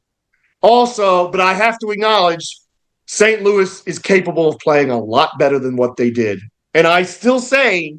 You may disagree, and I wonder what your fans of your pod would think of it. I still say that's one of the 2 or 3 worst games, maybe the worst game St. Louis played this year, and they still won. So drop a comment down below. With all of that in mind, Yeah, with all of that in mind, I'm going to pick VCU, and it's going to be a thriller because we've had some thrillers at that arena. We've had some wild games at that arena. So I'm going to pick a thriller, and I'm going to pick like 75-72 Rams, and they get the win, the quad one win they desperately need that will at least make some of these people projecting their brackets say, okay, this team deserves to be in because we're just right there, but we don't have everything we need yet. So this has got to be it. We've got to find a way to win this game. That's assuming we don't get done in by Luke Hunger Games on Tuesday night. All of a sudden, superstar center coming out of nowhere. Easy, John Rothstein. Easy, John Rothstein. With your, you got to do it something. Sometimes the obvious jokes have to be said. I don't know what to tell you, but I gotta go a tight VCU win, and hoping that again this game is in the 60s or 70s. Because quite honestly, I'm not buying that we can win a game in the 80s or 90s with St. Louis. Okay.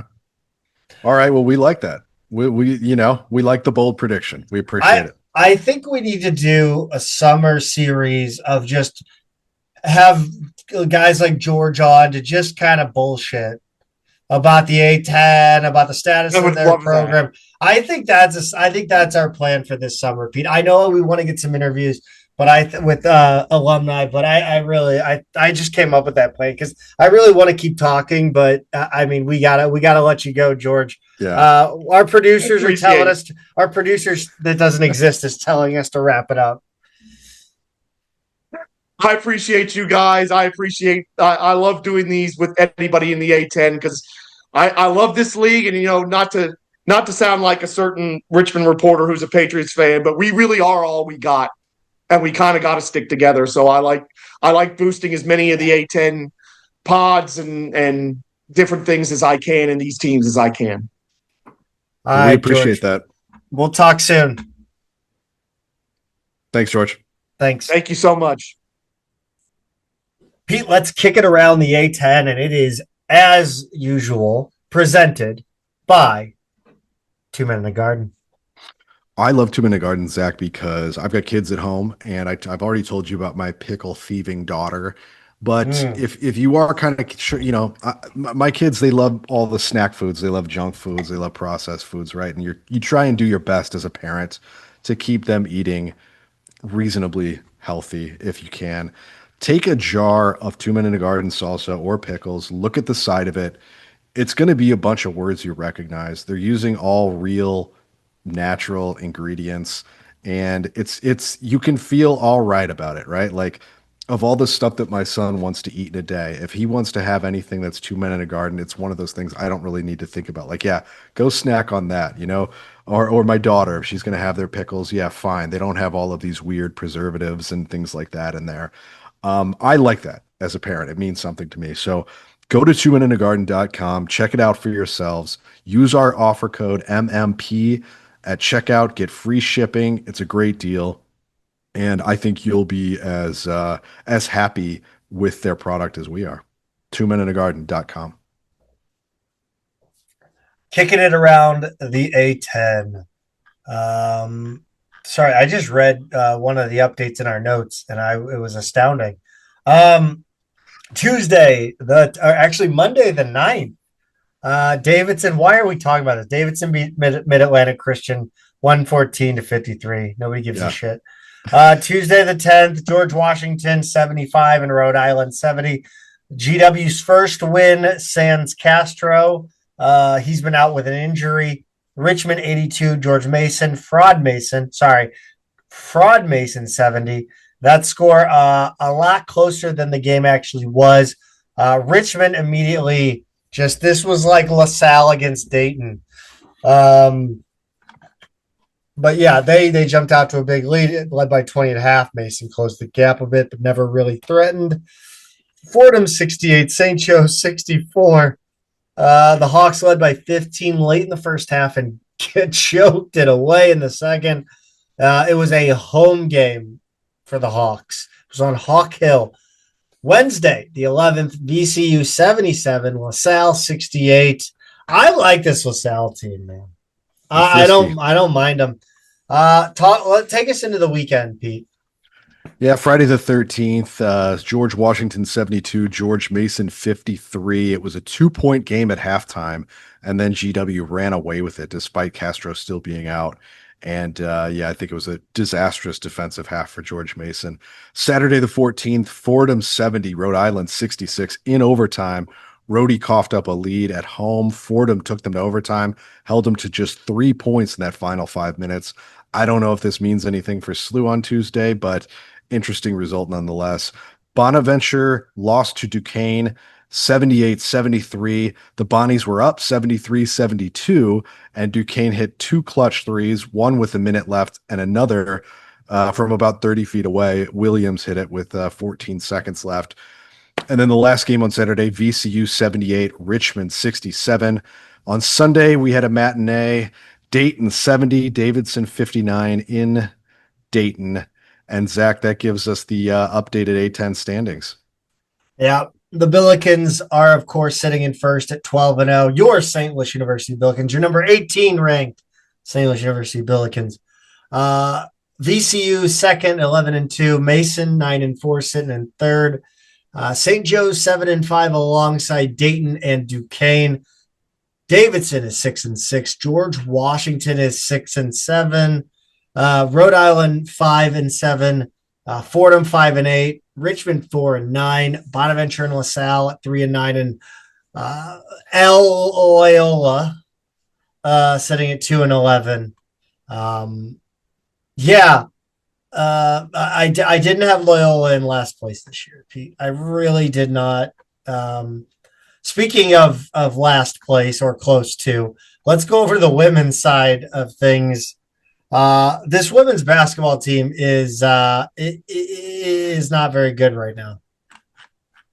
No, things are not going well. I don't even know what to say about it. Let's just get to the facts. They lost to Fordham 42-39 on Wednesday the 11th. It was Education Day, right? All the kids there, pretty much a full house. It was nice of them to use smaller numbers. That's right. For the kids. It was very nice of them. That it was 9-7 in the first quarter or something like that. That's right. I see what they were going for in this one. They wanted a grade school score, and that's what they got. SLU actually held a narrow lead for most of the game. Fordham took a 40-37 lead with about 2 minutes left and held on. The stats here are just an atrocity. SLU slash line 28% overall. They were 0.083 from three, under 10%, 66.7% from the line. They turned it over 24 times, but Fordham was just about equally bad. They made one more shot, one more play in the end, and that's really what it came down to. They were coming off a 6-game losing streak. SLU had lost 5 straight coming into this game, so something had to give. Alyssa Kirkenmeyer was excellent, 16-15 with a block and 3 steals. But everyone else was terrible. I mean, the team has turned in some of the most the hideous performances this year, but this game was maybe the worst. It was awful to watch. I had it on during the day and everything, and work was enjoyable by comparison. It's one thing to lose, Zach, to Richmond and Rhode Island the week before, the 2 best teams in the league, and struggle to score against them. Fine, I get it. But to score even less against the second worst team in the league at home, I think is pretty inexcusable. And it represents to me a really, poor trend line for this team. That line doesn't get any better. A 65-63 loss at a very meek Dayton team and meek Dayton program at this point. The losing streak stands at 7 after Saturday the 14th. We thought they'd snapped it for a long time in this one. The Billikens gave up an 8-0 run in the final 52 seconds to lose a game they led for 38 minutes and 31 seconds. Here's the sequence. 45 seconds, Dayton layup. 37 seconds, Tillett turnover. 33 seconds, Dayton three-pointer, Billiken timeout. 17 seconds, Denis missed layup. They call her Denis in this broadcast, so I will too. 14 seconds, Dayton rebound. 12 seconds, Dayton timeout. 10 seconds, Dayton layup and a foul called on Tillett. 10 seconds, Dayton makes the free throw. 3 seconds, Nugent missed layup, counted as a block. Despite some contact, good no call. 2 seconds, Billiken offensive rebound, turnover.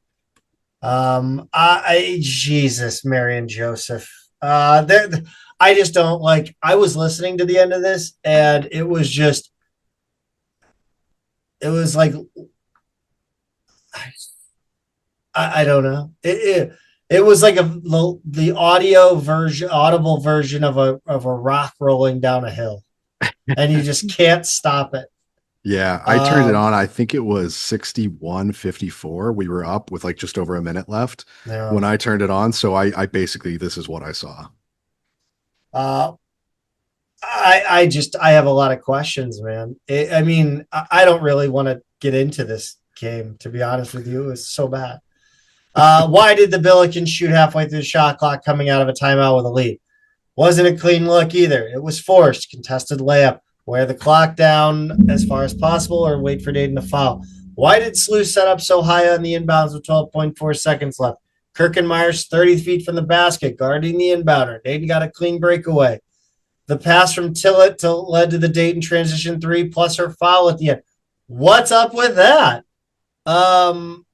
Complete meltdown, bad coaching, bad decision making, bad execution, foul trouble, roster turnover during the season, 23-point effort from Jada Dennis, wasted. Kirkenmeyer was fine.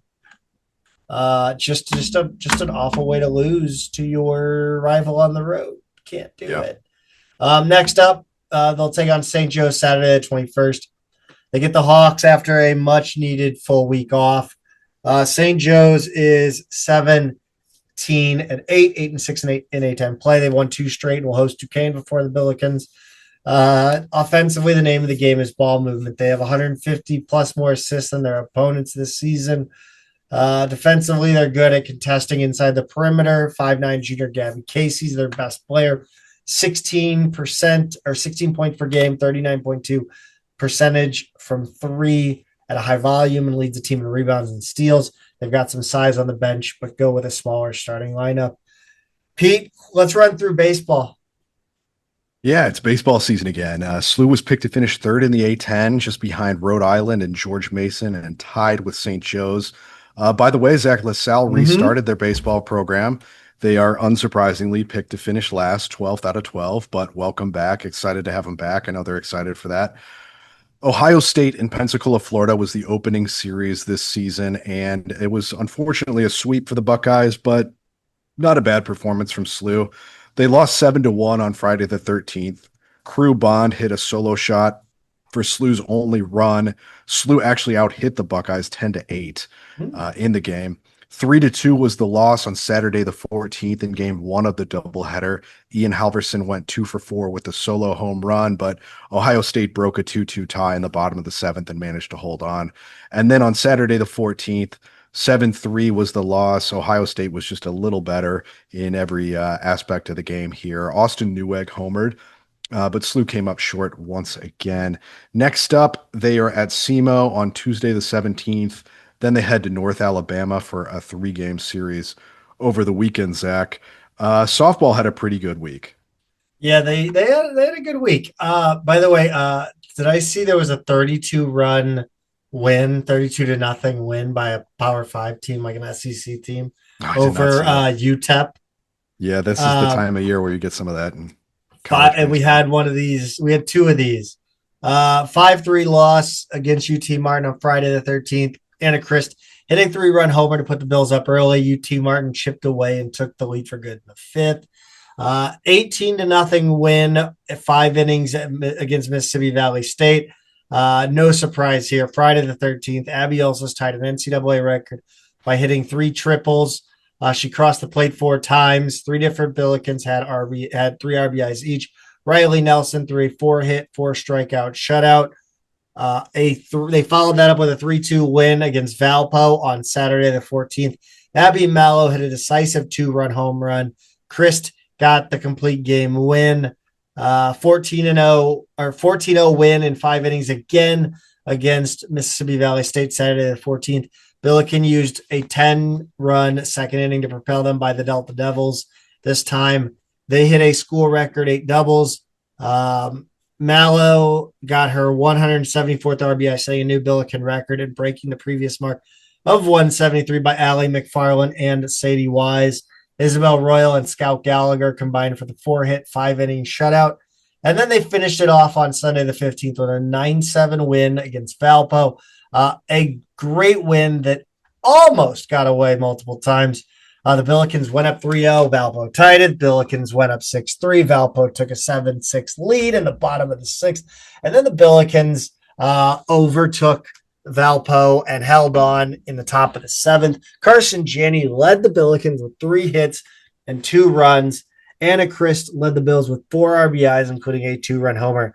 Next up will be the Michelle Short and Adam Brown tournament at Central Arkansas this weekend. By the way, Michelle Short and Adam Brown, I'm assuming, God rest their souls, have to be pissed off. They got to share the name. They got to share naming rights for a tournament.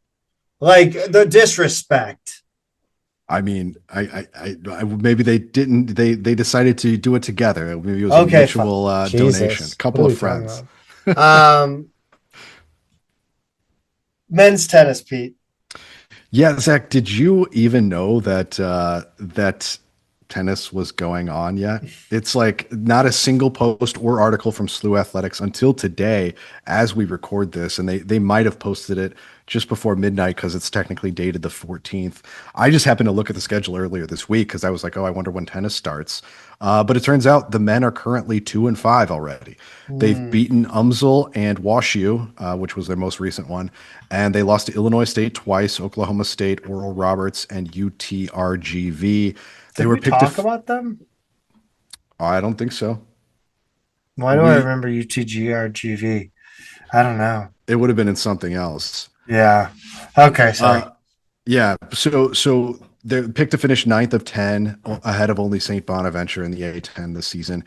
Next up, they're going to head to Omaha to face Creighton and Omaha, followed by a trip to Des Moines to take on Drake, which is coached by former SLU head coach Justin Stuckey. Jesus. Who we had pointed out was a rising star.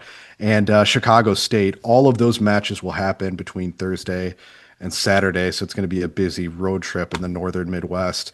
But women's tennis, Zach, is also underway. The women started the season 1-3 with wins over Western Illinois and Northern Illinois, losses to Mizzou and Illinois State. They had a match at Kentucky schedule that was canceled due to weather. I can vouch for the fact that Lexington was covered in ice for a while a couple weeks ago. They were picked to finish 8th of 12 in the A10 preseason poll, so not terrible. Maybe they'll be a little bit competitive. Next up, they've got Chicago State and Drake in Des Moines on Saturday and Sunday. So I guess they'll skip Omaha and go to Des Moines.